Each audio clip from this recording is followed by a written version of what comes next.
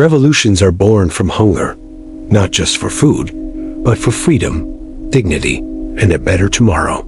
Yet, while the American Revolution gave birth to one of the most stable and enduring democracies in the world, the French Revolution descended into chaos, tyranny, and bloodshed.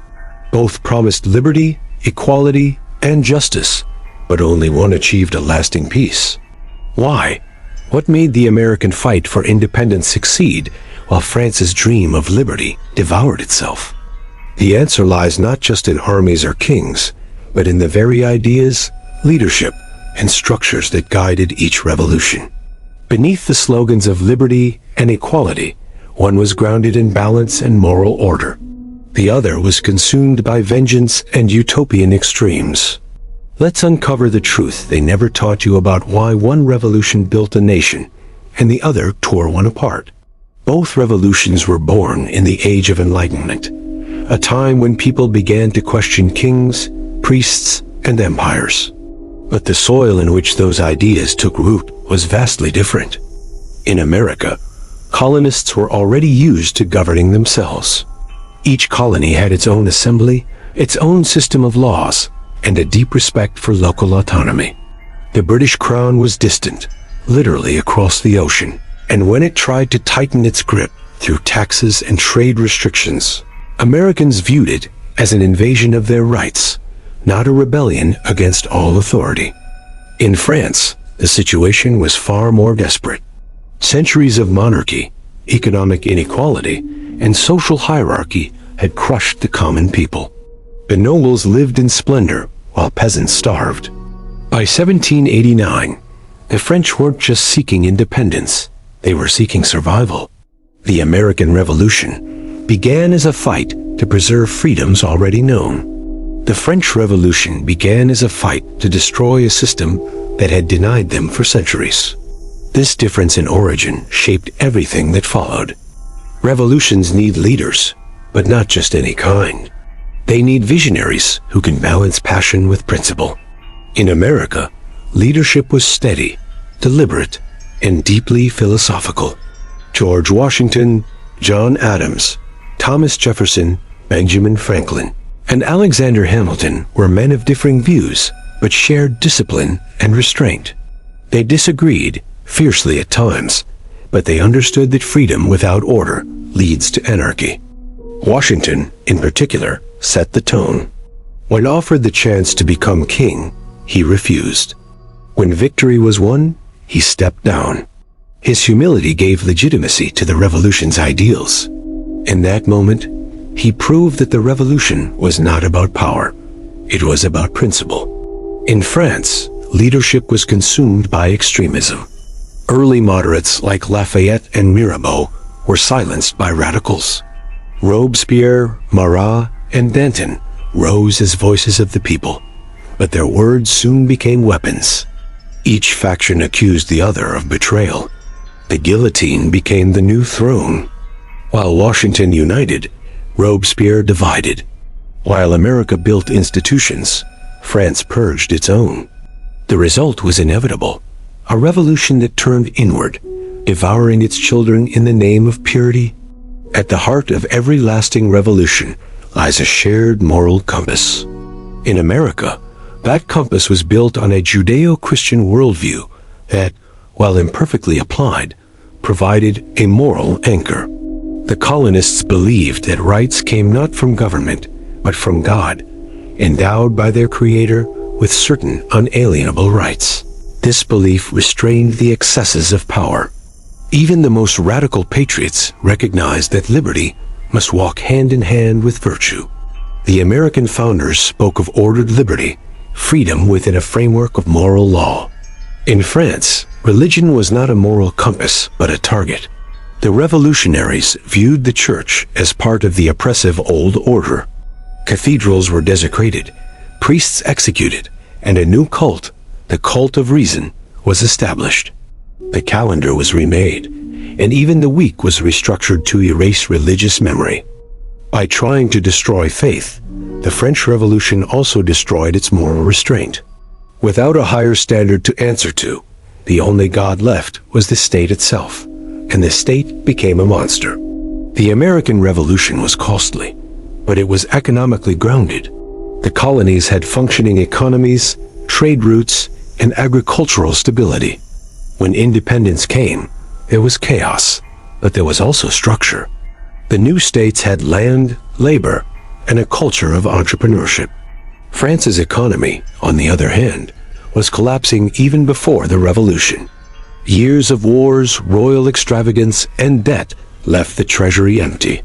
When revolution erupted, money lost its value overnight. The government printed massive amounts of assignats, paper money, backed by confiscated church land, which quickly became worthless. Inflation skyrocketed. Desperation turned the revolution violent. Bread shortages became riots. Economic panic turned into paranoia. Every price increase was blamed on enemies of the people, and executions followed. While America's founders debated tariffs and taxes, France's leaders debated who would die next. Another key difference was whom they were fighting.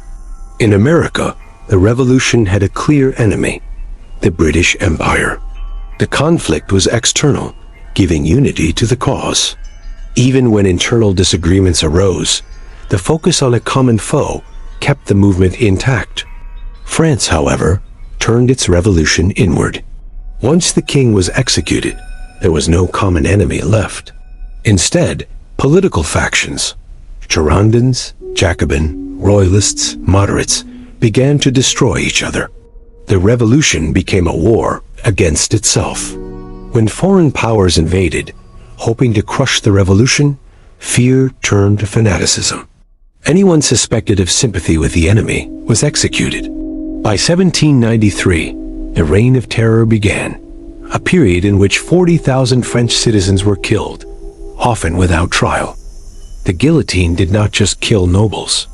It killed the very spirit of the revolution. The American Revolution was rooted in realism and restraint.